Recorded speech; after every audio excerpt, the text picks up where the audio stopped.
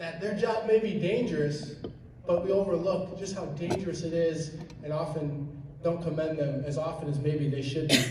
This next recipient, Diogenes Ayala, thought he was just doing his job after tornadoes tore through Madison County just last spring, but as it turns out, he was actually going far and above his role as a civil servant.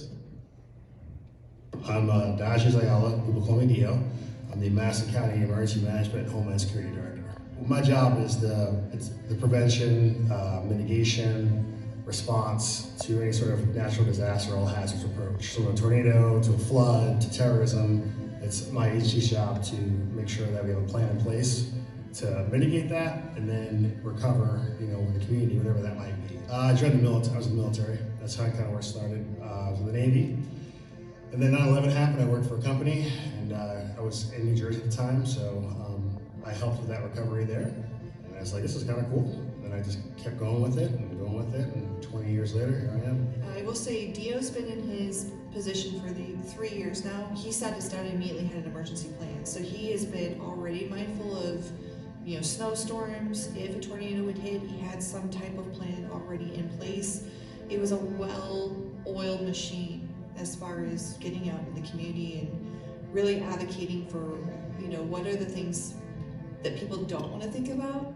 That day was unseasonably warm for a March day. Prior to that, about 2 or 3 days beforehand, I was on the phone with the Weather Service. So anytime there's a really big event, the Weather Service will reach out and say, hey, heads up, we're seeing some things.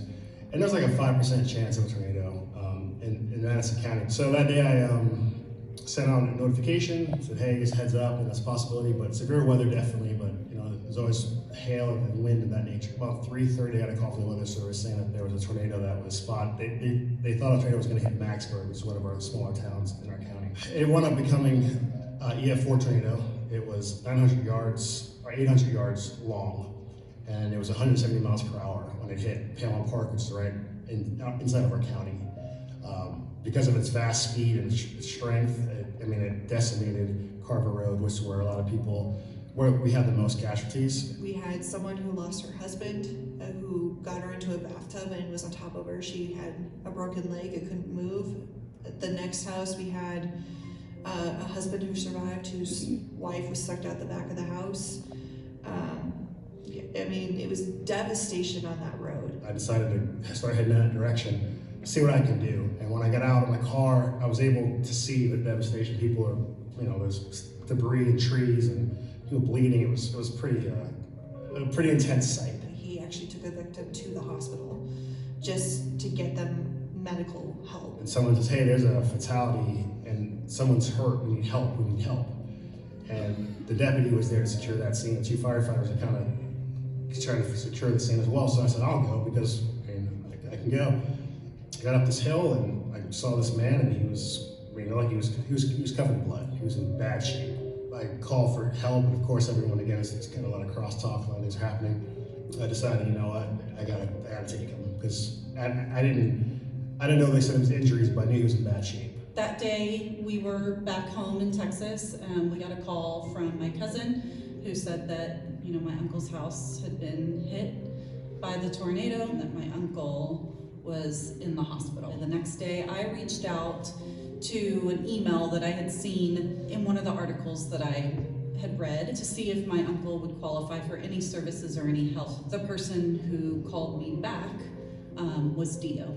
He introduced himself. He said that he was from Emergency Management Services and that he had gotten our email and wanted to know, what the situation was. So I told him the story, and I said, here's what I know.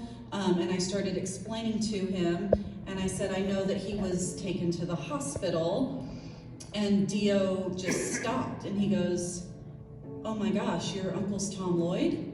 The thing about that was, I know him from Hy-Vee, so he was a Hy-Vee manager, and he always would say like, hey kiddo, like everybody, he was like, everyone loved him, but he was in such bad shape I didn't recognize him. When I was, on the phone, and I immediately just sat down and almost started to cry and just kept saying, oh my gosh, thank you. And of course, Dio's so humble that he kept going, oh, it's no big deal, it's no big deal. If I had a time machine, I'd be like, no tornadoes. But I felt like I just did my job that day to help that's how I operate. You know, he was there on site with our police and fire as well, assessing the damage, helping a victim of the tornado.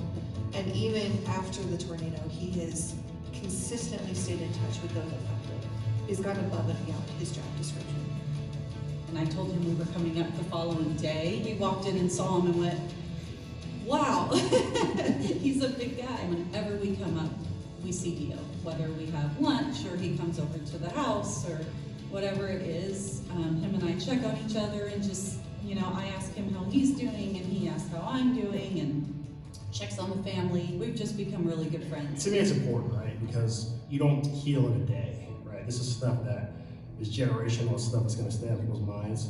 And I wanted to let them know that. I want to make sure they're okay. The amazing thing about him is that he will say he's just doing his job. And I know every person who's probably sitting in this chair that gets this award will say that, and that's what I love about this award is no one is actively seeking to get this recognition, but they certainly deserve to sit in this chair and receive that.